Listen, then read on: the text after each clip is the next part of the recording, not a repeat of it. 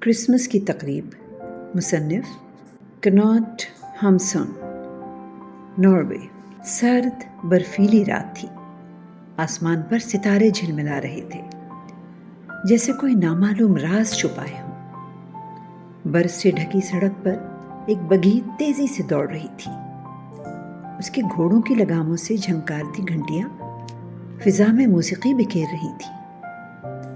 ہوا کے تیز جھونکوں سے برف اڑ رہی تھی اور چاند کی چاندی سی روشنی زمین پر پھیل رہی تھی، جو رات کو ایک خوابیدہ سحر دے رہی تھی۔ بگھی میں ایک نوجوان جوڑا سوار تھا، مارتھا اور اس کا شوہر پال۔ دونوں خاموش بیٹھے تھے، جیسے کوئی نامعلوم دیوار ان کے درمیان حائل ہو۔ پال نے کئی بار بات شروع کرنے کی کوشش کی، مگر مارتھا کے مختصر سرد جوابات نے اسے خاموش کر دیا۔ جب وہ پل کے قریب پہنچے، جہاں ہوا کی رفتار تیز تھی اور سردی ہڈیوں تک اتر رہی تھی، پال نے نرم لہجے میں پوچھا، مارتھا، تمہیں ٹھنڈ تو نہیں لگ رہی؟ مارتھا نے اس کی طرف دیکھے بغیر رکھائی سے جواب دیا، ہاں، لگ رہی ہے۔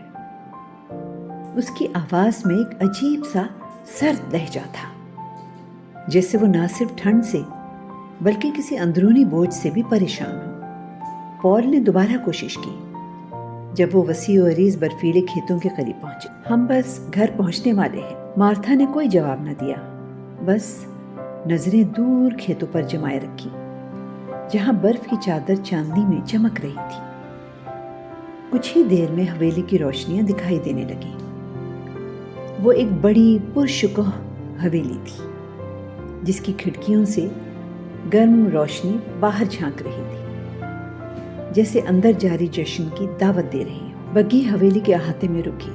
ایک لڑکا، بریدے، جو گھر کا ملازم تھا، دروازے کے قریب کھڑا تھا۔ اس کا قد لمبا، جسم مضبوط اور چہرہ صاف تھا، جیسے دیہاتی زندگی کی سادگی اس پر چھائی ہو۔ شام بخیر بریدے، پال نے گرم جوشی سے کہا۔ شام بخیر، بریدے نے جواب دیا اور گھوڑوں کی لگامیں تھام لی۔ مارتھا بگھی سے اتری۔ اس نے اپنا دستانہ اتارا اور ہاتھ بریدے کی طرف بڑھایا۔ ان کا ہاتھ ملنا کوئی رسمی بات نہ تھی، دونوں ایک دوسرے کو برسوں سے جانتے تھے۔ مارتھا کا ہاتھ ٹھنڈا تھا، جیسے برف کی چھوٹ، جبکہ بریدے کا ہاتھ گرم تھا، جیسے دیہاتی محنت کی گرمی اس میں سمایا ہو۔ دونوں نے ایک دوسرے کی طرف دیکھا، مگر کوئی بات نہ کی۔ بریدے نے بس اتنا کہا، آپ تو مارتھا ہیں۔ مارتھا نے ہلکی سی مسکراہٹ دی اور تیزی سے پال کے ساتھ حویلی کے اندر چلی گئی۔ بریدے گھوڑوں کو استبل لے گیا۔ اس کا دل کسی نامعلوم وزن سے بھاری تھا۔ چند منٹ بعد بریدے باورچی خانے میں داخل ہوا۔ وہ ایک لمبی چوکی پر بیٹھ گیا، جہاں سے حویلی کی نشست گاہ سے آنے والے قہقہوں اور باتوں کا شور سنائی دے رہا تھا۔ حویلی میں کرسمس کی تقریب عروج پر تھی۔ خادمائیں پھرتی سے کھانا تیار کر رہی تھیں۔ چولہوں سے اٹھتی خوشبو فضا میں پھیل رہی تھی۔ باورچی خانے کی گرم روشنی اور ہلچل کے باوجود بریدے خاموش تھا، جیسے اس کا دماغ کہیں اور بھٹک رہا ہو۔ دروازہ کھلا اور مارتھا باورچی خانے میں داخل ہوئی۔ اس نے سب ملازمین سے گرم جوشی سے سلام کیا اور پھر بریدے کی طرف مڑی۔ لیمپ کی روشنی اس کے چہرے پر پڑ رہی تھی، جو صحت مند، پرشباب اور خوبصورت تھا۔ اس کی آنکھوں میں ایک عجیب سی چمک تھی، جیسے کوئی پرانا راز چھپا ہو۔ اس نے بریدے سے کہا، بریدے، میرا دستانہ بگھی سے اترتے وقت گر گیا تھا، ڈھونڈ کر لاؤ۔ بریدے نے ایک لمحے کے لیے اس کی طرف دیکھا۔ اس کی آواز میں کچھ تھا جو اسے بے چین کر رہا تھا۔ وہ چپ چاپ باہر نکل گیا۔ مارتھا باورچی خانے میں کچھ دیر رکی، خادماؤں سے باتیں کی، مگر اس کی نظریں بار بار دروازے کی طرف اٹھتی تھیں۔ تھوڑی دیر بعد مارتھا باہر آئی۔ وہ بگھی کے قریب بریدے سے ملی اور پوچھا، کیا دستانہ مل گیا؟ نہیں، بریدے نے مختصر جواب دیا۔ اس کی آواز میں ہلکی سی کرختگی تھی۔ دونوں مل کر برفیلے احاطے میں دستانہ ڈھونڈنے لگے۔ چاندنی رات کی روشنی میں برف چمک رہی تھی اور ان کے سانسوں سے اٹھتی بھاپ ہوا میں تحلیل ہو رہی تھی۔ مارتھا نے اچانک کہا، تم اس پورے 1 سال میں ذرا بھی نہیں بدلے بریدے۔ ہاں، بریدے نے کہا۔ اس کی آواز میں ایک عجیب سی اداسی تھی۔ یہ ایک کبھی نہ ختم ہونے والا سال تھا۔ جی ہاں، مارتھا نے کہا۔ اس کی آواز نرم ہو گئی۔ یہ طویل ترین سال تھا۔ تم ایک بار بھی ہماری طرف نہیں آئے۔ دستانہ کہیں نہ ملا۔ وہ دونوں زینے کے پاس کھڑے ہو گئے۔ بریدے نے دیکھا کہ مارتھا ٹھٹھر رہی تھی۔ اس نے فکر مندی سے کہا، مارتھا، تم ٹھٹھر رہی ہو۔ تم نے بہت کم کپڑے پہنے ہیں۔ مجھے اس کی پرواہ نہیں، مارتھا نے سرگوشی میں کہا۔ اس کی آنکھوں میں ایک عجیب سی شدت تھی۔ اسی لمحے پال باہر آیا۔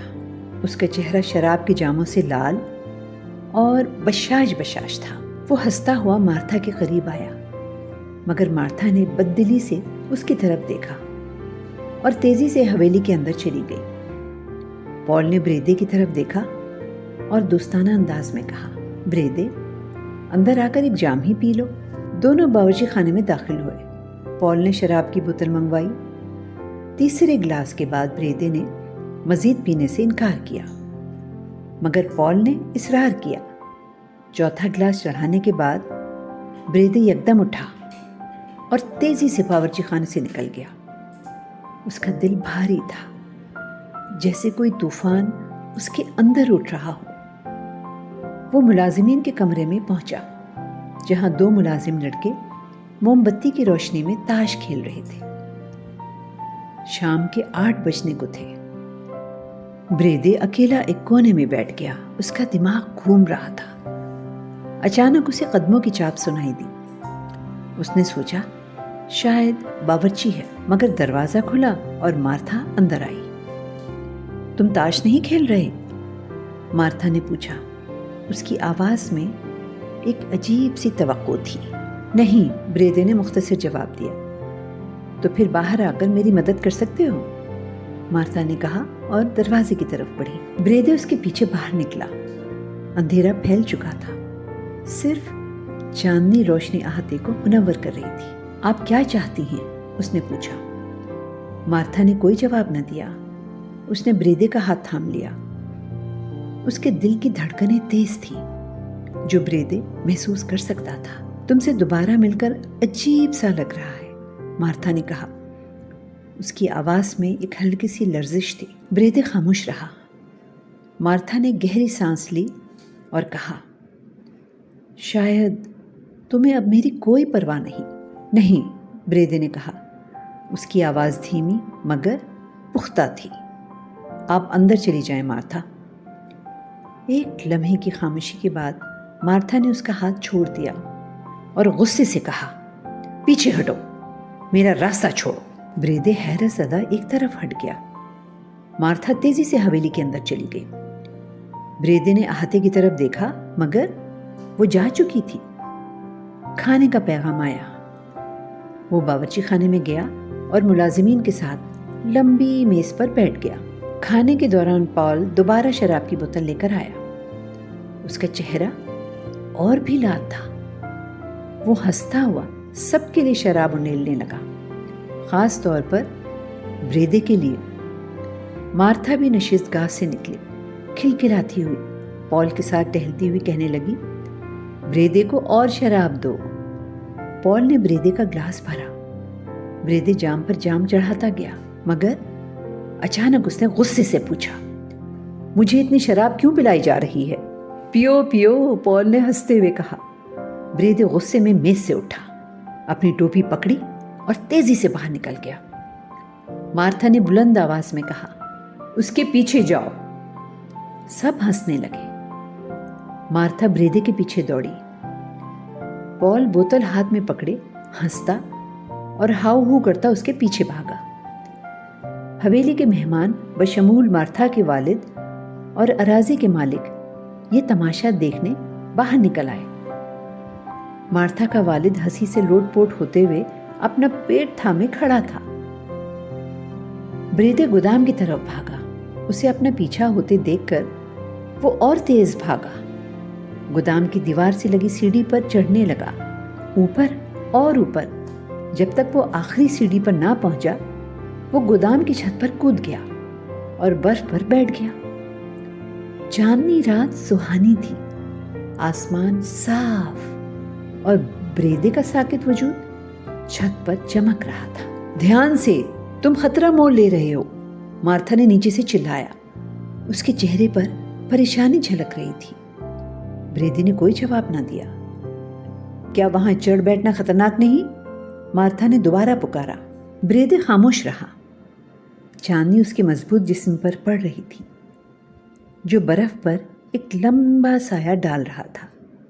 मार्था ने गुस्से से पॉल की तरफ देखा और कहा, उसके पीछे जाओ पॉल। पॉल हंसते हुए सीढ़ी पर चढ़ा, नीचे खड़े लोगों से बातें करता आखिरी सीढ़ी तक पहुंचा। छत की मुंडेर से झांक कर उसने ब्रेदे को इशारे से बुलाया। ब्रेदे, उसने पुकारा। आप मुझसे क्या चाहते हैं? ब्रेदे ने गुस्से से कहा। मैं आपको उठाकर उसके सर पर पटक दूंगा। पॉल हंसते हुए छत पर चढ़ गया। हाँ, मुझे उसके सर पर पटक दो, तुम एक जमा मर्द हो। उसने दोस्ताना अंदाज में ब्रेदे का कांधा थपथपाया और शराब की बोतल पेश की। ब्रेदे ने उसका दिल रखने के लिए एक घूंट लिया। दोनों छत पर बैठे रहे। मेहमान हॉल में खाने के लिए वापस चले गए। पॉल ने ब्रेदे को बार बार शराब पेश की। अब वो उसके साथ बगलगीर होकर बैठा था। दोनों दोस्ती के नाम पर पी रहे थे। पॉल ने हंसते हुए, आंख मारते हुए पूछा, मुझसे पहले तुम्हारी मार्था से आशनाई थी ना? तुम दोनों लगभग एक साथ पले बढ़े हो। ब्रेदे ने मुश्तबा अंदाज में कहा। आप मुझसे क्या कहलवाना चाहते हैं? ये सब मार्था से पूछ लें। ब्रेदे को और पिलाओ, मार्था ने नीचे से बुलंद आवाज में कहा। आप मुझे बर्बाद करना चाहती हैं, यही चाहती हैं ना? ब्रेदे ने मार्था से पूछा। उसकी आवाज में गुस्सा और मायूसी थी।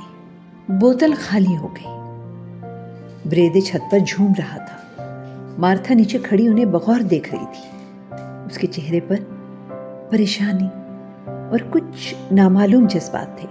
पॉल ने कहा, क्रिसमस का त्यौहार साल में एक बार आता है। वो आहिस्ता आहिस्ता सीढ़ी से उतरने लगा। ब्रेदे ने पुकारा, जरा ठहरे, क्या बोतल में जरा भी नहीं पहुंचा? बाजू फैलाए फटी फटी आंखों से आहते की तरफ देख रहा था। उसने बर्फ उठाई और हंसते हुए पॉल पर फेंकी। जब पॉल नीचे पहुंचा तो मार्था ने उससे कहा, अब ये सीढ़ी हटा दे। ब्रेदे ने ये सुना और चिल्लाया, हाँ हाँ, सीढ़ी हटा दें, मैं नीचे कूद जाऊंगा। वो उठ खड़ा हुआ, छलांग लगाने के लिए पीछे हटा, मगर न जाने कैसे बर्फ पर फिसलकर छत पर गिर पड़ा। नशे में धुत, पस्त हिम्मत, वो सीढ़ी हटाए जाने का मंजर देखता रहा। आहते में खामोशी छा गई। उसने नीचे देखा, कोई नजर न आया।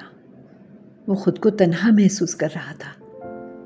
सीढ़ी वापस अपनी जगह रखी जा चुकी थी, मगर उसका ध्यान उस तरफ ना गया। उसकी आंखें बंद होने लगी। सीढ़ी वापस रखें, वो तन्हाई में पुकारता रहा। सर्दी उसे निगल रही थी, नींद उस पर गलबा पा रही थी। अचानक वो झटके से उठा और चिल्लाया, सीढ़ी रखें, तो मैं आपको कोई खास शय दूंगा।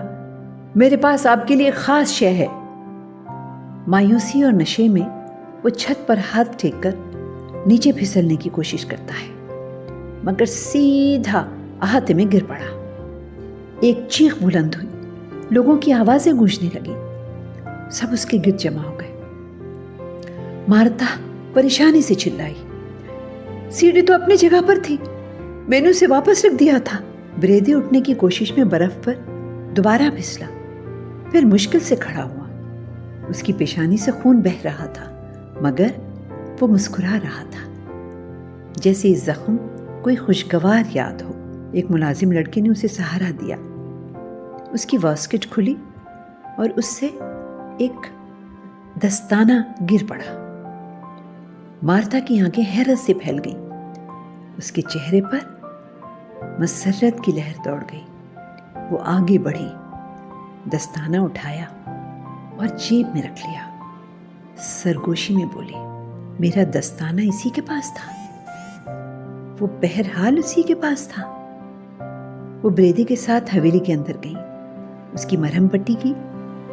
بریدے کا نشہ آہستہ آہستہ کم ہونے لگا، اس کا دماغ واپس ٹھکانے پر آنے لگا، مگر لڑکھڑاہٹ برقرار تھی۔ معائنے سے پتہ چلا کہ اس کی ایک ٹانگ کی ہڈی ٹوٹ چکی تھی۔ مارتھا اس کے پاس فرش پر بیٹھ گئی، اس کے جوتوں کے تسمے کھولنے لگی۔ اس کی آنکھوں میں ایک عجیب سی چمک تھی، جیسے کوئی پرانا راز دوبارہ جاگ اٹھا ہو۔ 2 سال بعد مارتھا بیوہ ہوئی۔ 1 سال بعد لنگڑاتا ہوا بریدے اس کا شوہر بن گیا۔